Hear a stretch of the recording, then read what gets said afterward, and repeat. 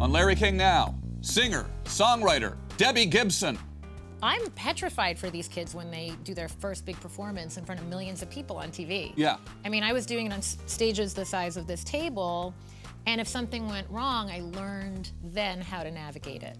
Plus, it's just my favorite sounding piano in the world. That's cool. Because it feels broken in, like it's broken by Liberace. I mean, it's warm, it's present, it's in this amazing bright room in my home, and it's my happy place. All next on Larry King Now.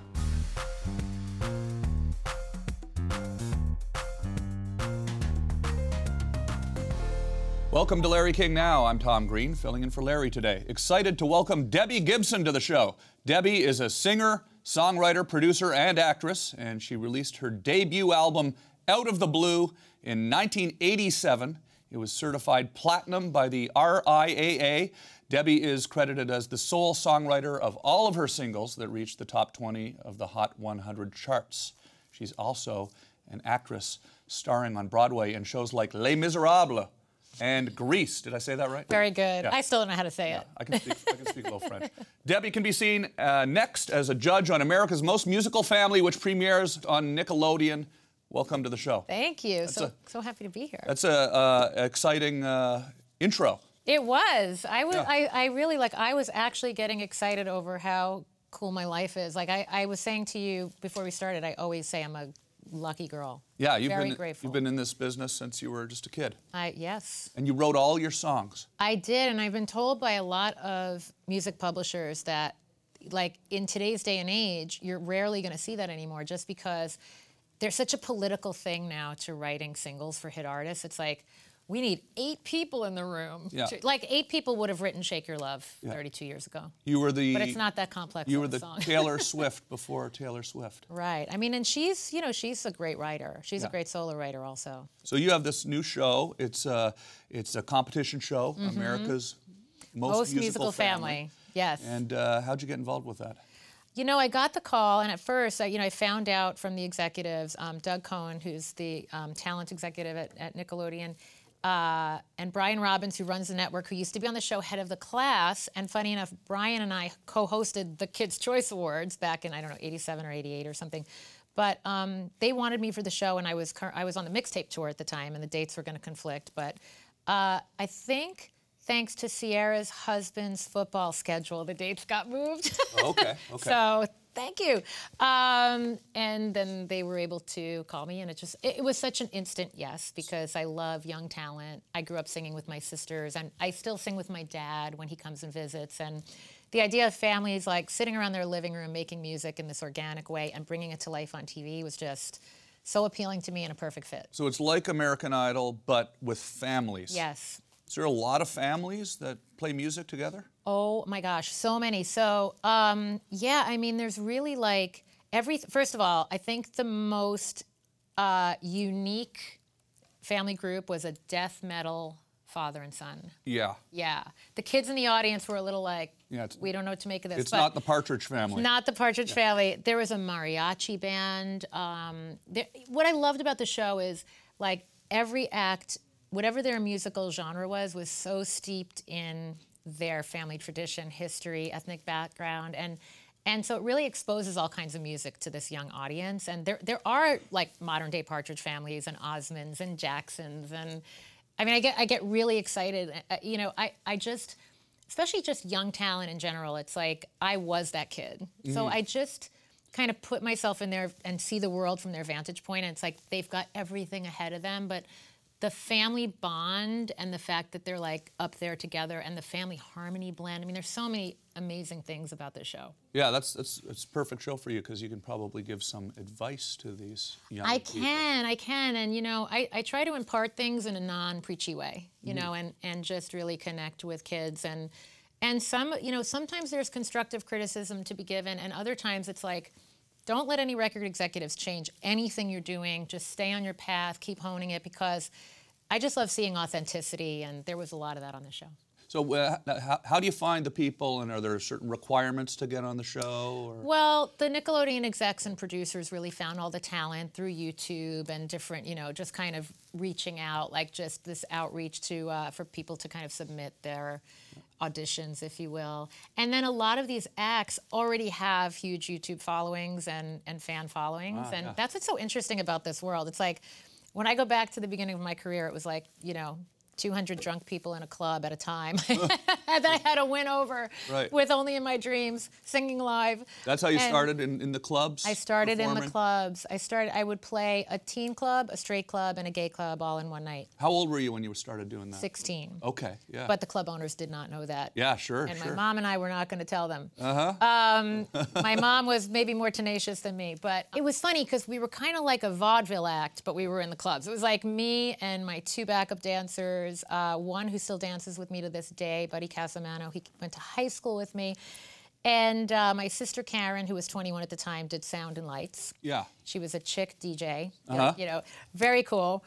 And chick sound engineer, I should say. But but we were all like very innocent and just, we're like eager to do the music. And literally there would be like, yo, yo, yo, clear the dance floor, we got a singer. And I'd come out and like, okay, we're on the dance floor tonight, guys, there's no stage. I mean, it was such a great way to start because, like, I'm petrified for these kids when they do their first big performance in front of millions of people on TV. Yeah. I mean, I was doing it on stages the size of this table, and if something went wrong, I learned then how to navigate it. And everything went wrong that could have gone wrong. They didn't have many shows like this back then. Like there was. No, I mean there was Star Search, and things like that. which I got rejected from 11 times. Okay. 11. Wow. And I auditioned with everything from Where the Boys Are to my original songs that I was told would never be hits. So I love, especially off camera to these families and these kids, I love to say that to them and say, look, if you got cut tonight, it's really nothing. You had a platform on American national television. And, it really is true that you just have to keep believing it's going to happen. And that's what I did. It's got to be hard to reject a family, to say, hey, you're pretty good, but you're not good enough, family. It was really hard. I hugged a lot of crying children, which was not fun. It's not fun. But it really, honestly, it's going to toughen them up. I was like, can you guys just go out, like, grab a burger and a shake and celebrate? Okay, when we come back, Debbie Gibson talks more music, social media, and going back on tour. Make sure you see her as a judge in America's Most Musical Family, airing now on Nickelodeon. We'll be right back. Welcome back to Larry King Now. I'm Tom Green, and for Larry, and my guest today is singer-songwriter Debbie Gibson. Hi. Right. So when you were starting out, like, you're playing the clubs, you're going into, different venues, your mom is taking you around. Yep. How did you get that first big break? How did you start getting taken Well, seriously? I literally have just an old-fashioned hard work story, and my mom and I really I always say I want to tell my career story at some point in some kind of a biopic or something, but from my mom's point of view. I think she has the more interesting story because she was this young mom of 4 girls. I was just kind of like, tugging on her sleeve going, I want to do this, I want to be a star, I want to make music, how do we get me on the radio? And she was like, I don't know. She was managing doctor's offices in Manhattan. She had no idea. And, but through doing professional theater and TV commercials and all of that stuff, I was always in Manhattan and always in these buildings. And I started demoing music after she got a $10,000 loan from my Uncle Joe and set up a recording studio at home. I had like a little Tascam 4-track, and a reel-to-reel. I was splicing my own tape. Wow. By the time my songs started getting played on the radio, I was doing radio IDs. I'd be like, C100's got the music, I thought was all in my dreams. And I was inserting it into, and I was splicing the tape, and we would send out like 300 customized radio IDs. Now that's jumping ahead a little in the story, but point is it was very grassroots. Yeah. We found an entertainment attorney who played it for the guys in like the back office, which was the dance department at Atlantic Records. No windows, a lot of 12-inch singles with no pictures, no labels on them. And at the time, like, people forget that there were not fetuses making music at the time. Yeah. So they looked at my age as a detriment. They were like, we don't know how to market a 16-year-old. We haven't done that since the Osmonds. Like, there's no room for a 16-year-old. Let's just pretend you're older. So it was white label, no mention of my age, which I love because Only in My Dreams really made it on its own merit. And then me playing live, people thought I was older also. That's amazing. But we literally, we got that deal, but my mom and I used to sit at the table, and we have rejection letters from Tommy Mottola and Atlantic until they later signed me and all the majors. And we would just send out a picture, a resume, and a demo tape. And the demos were songs I was demoing in the garage. Stuff you recorded at home. Yeah. And then when you got the record deal, do you go into a big studio and Yes, but the big studio was like a big small studio. They found me this producer named Fred Czar, and he recorded it out of his basement in Brooklyn. Okay. And the vocal booth was the laundry room. Oh, nice. And there was this orange kind of tie-dye curtain that went across the washer dryer, and all my hit vocals were recorded in that room. Was it overwhelming when things exploded and you were the biggest star on the radio? You know, it happened relatively quickly, but again, like compared to these times, it happened really one step at a time. It was like, I'm playing clubs, there's a little more heat, there's a little more heat. Okay, now radio's picked it up. Okay, a couple of people recognize me, a couple of more people. And so I was kind of keeping up with it in real time. I think the hardest part was school. I was determined that if I said, well, if I stay in regular school, it's going to make me normal. But I really wasn't normal. It's like kids that are homeschooled these days. Like some kids, I don't know. I mean, I was normal in that I went to the slumber parties, I went to the movies, but my heart was in music. I was a professional. I was on my way in my career, and I was trying to fit in. Yeah. And kids were treating me very differently. Teachers were treating me very differently. What would the teachers do? Some of them were supportive, but a lot of them were like envious. Like, yeah, sure. You're leaving and tried to make my life difficult. Yeah. And I was keeping up with my grades, and they couldn't stand it. Yeah. A lot of them wanted me to fail. Yeah. And a lot of kids, you know. Smart and talented too. Well, and I was just I was just like, I'm not going to give anyone anything to say. And they tried to find ways to not let me graduate with my class, and you know, we're gonna fail you in phys ed. I'm like, phys ed? I'm performing. I'm sweating all night in these clubs. Like, you know, I'm not just you know, gym class compared to what I was doing on stage was a cakewalk. But they were just trying to find ways to make my life difficult, because they thought that I was special, and I was like, no, I really don't. I'm just on a different path. Coming up, we play a round of If You Only Knew with Debbie Gibson. We'll find out the biggest risk she ever took, her proudest accomplishment, and what keeps her up at night. Stay right there. Welcome back to Larry King Now. I'm Tom Green, filling in for Larry, and my guest today is singer-songwriter Debbie Gibson. Hello, again. There was no social media, right? Things No. have changed a lot. Now there's social media. Do you Yep. think that makes it easier or harder for a young artist to break through? I think both. I mean, well, to break through, it makes it obviously way easier in a way, but then there's more noise. So it's like, I think that when you broke through 30 years ago, it was maybe in a more meaningful way. Yeah. You know, because to this day, if there's somebody who says, you know, I saw you at Joey's place in Clifton, New Jersey, or Right. at Backstreet's in Fort Lauderdale, or you know, I saw you on Broadway, or I saw. These people had this shared experience with you in a relatively small room. Right. And it's different than people jumping on bandwagons on social media. Not that there's not a lot of very devoted fans and incredible artists, obviously. And I love it now because I get to interact with my audience in a way, obviously, I never got to. And I even just think about technology, like Tiffany was on a tour bus, I was on a tour bus, New Kids was on a tour bus, but we couldn't communicate. Like, Right. we had no community. And so Right. now you you've can got go like her Instagram feed. Or, exactly, and you couldn't, you know. so that's why there was the mythological feud rivalry, between you yes, and Tiffany. that we settled in So a that really, sci-fi it was movie. I don't know really if was you knew no that. feud, or was there a little Oh feud? no, I mean there was like, we didn't even cross paths enough for there to be a feud.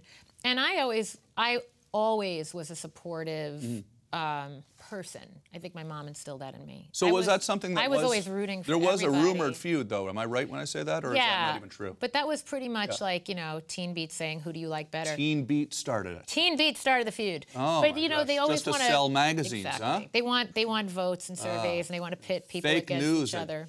Teen Beat magazine. Remember? Exactly. Yeah. Remember there was Corey and Corey, and there was, you know, all of that stuff, because it's apparently very fun. But Tiffany and I, no, we would cross paths like Top of the Pops in London, and we'd look at each other and go, how you doing, girl? I'm good. How are you holding up? Good. And we had such a connection, but we didn't know each other. But we were always rooting. I always was like, there's room for, like, there's a hot 100. Yeah. There's 100 artists on the chart every week. There's room for us all. And you know what? You could be #1 this week. I'll be #1 next week. Fantastic. You just did a tour with Tiffany, right? I did. And the New Kids on the Block. And the New Kids on the Block. Who else was on? Salt and Pepper. Salt and Pepper. Naughty by Nature. Naughty by Nature. I know you have some, you know, rap roots. I like the rap.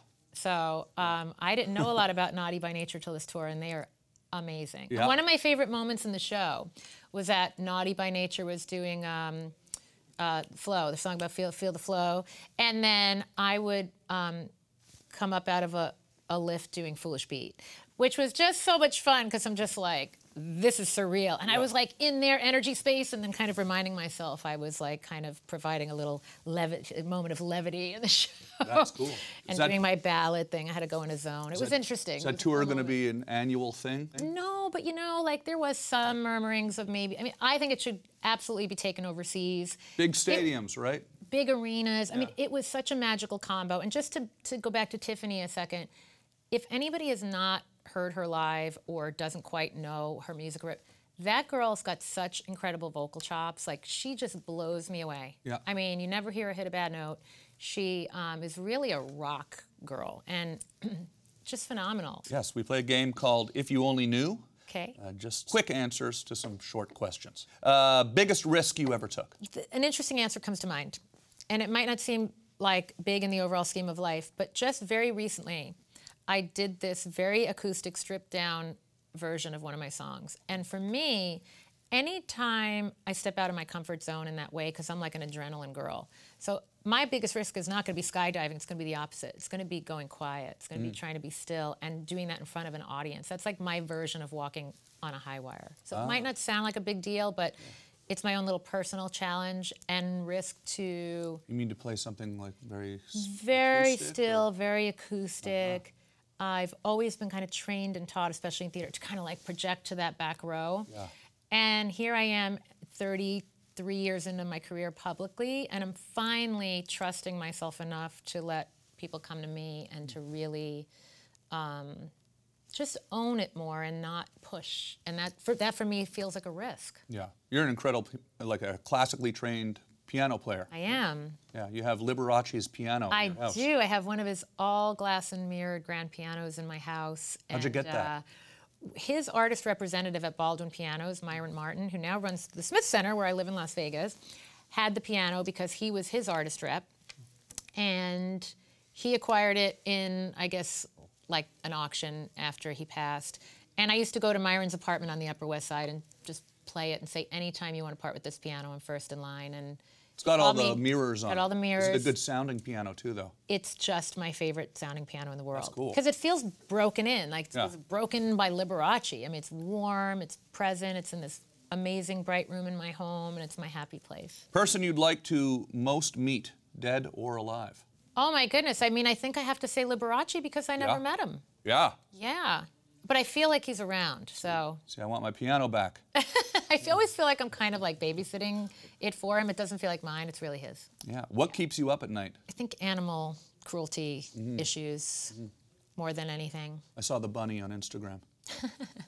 My two boy dachshunds sleep in the bed with me.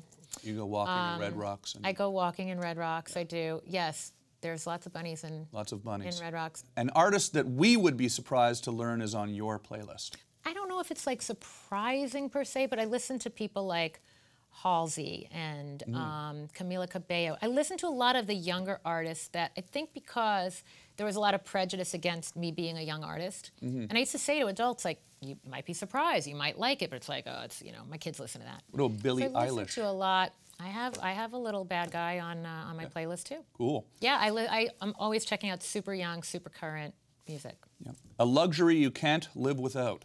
I don't have a full-time assistant all the time, but when my assistant JT is around, I go, please don't ever leave me. Because here's the thing, I really don't like picking up after myself, and I am kind of like that creative, wacko, messy kind of person, and there's always something I would rather be doing than straightening up. So it's a good answer. When I have that luxury, I'll take it. I'll have someone following me around picking up after me. I don't live an elevated life. Yeah, that's a little bit of a conflicting answer. Your favorite singer as a kid?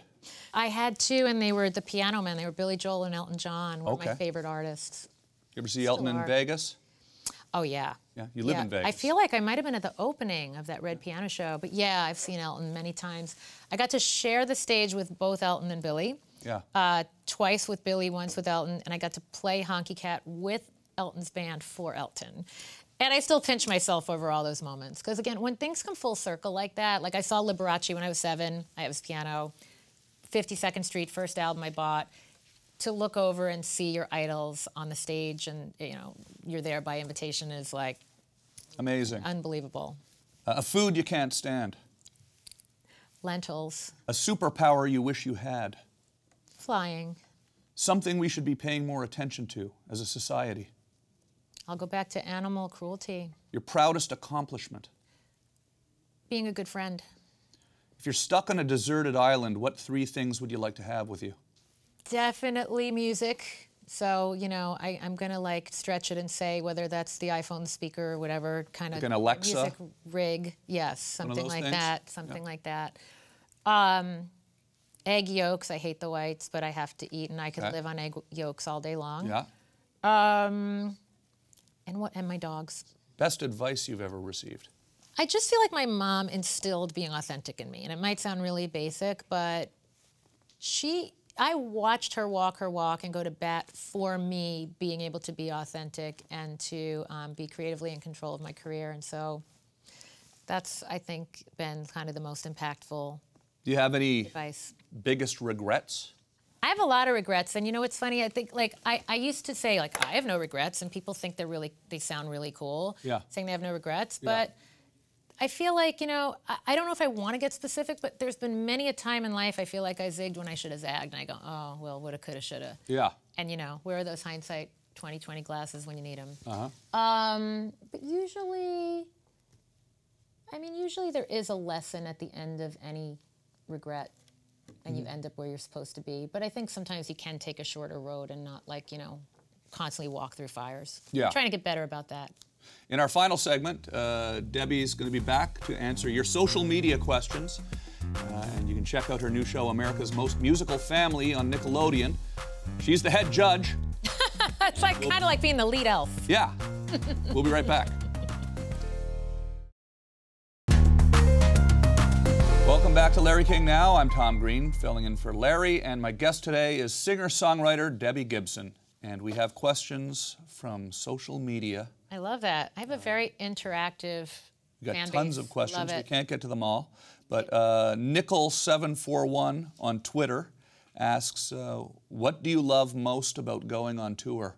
I just feel like, especially this last tour, meet and greets have become such a big part of the touring world. And so I got to connect and put a lot of faces to names on social media and stuff this summer. And I love just connecting with people in person. So you actually remember people's names from social media? Oh, yeah. I mean, I remember, like, people go, you responded to my post today. And I'm, like, really watching. You know, people say, oh, I tag you and stuff. Is that okay? I go, yeah, I see it all. So you're doing all that yourself? I do. I got really into it. At some point, I decided it was going to be a part of my world, and I have a lot of fun with it now. So then you probably know Duncan James 1972. Duncan, how are you? Twitter.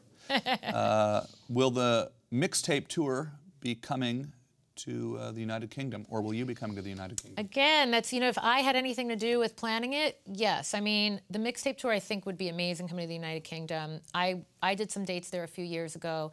I'm kind of waiting, you know, I get invited to do like one-off dates all around, but what started to happen to me in my career is all the one-off dates started deterring me from making that next album, which is what I really want to do next. Yeah. So I'm trying to do my life more in chapters, and there's nothing I'd love more than to have another big fat hit album, and then I can do an actual worldwide tour and have that be a touring chapter as opposed to So you're writing... preparing a week, I'm touring a week, I'm recovering a week. The whole year goes by. So you're recording that now, writing that now? Yes, both. Nice. Both. Very, very excited about it. At Raymafan on Twitter, is there a different approach to recording now compared to your earlier recordings?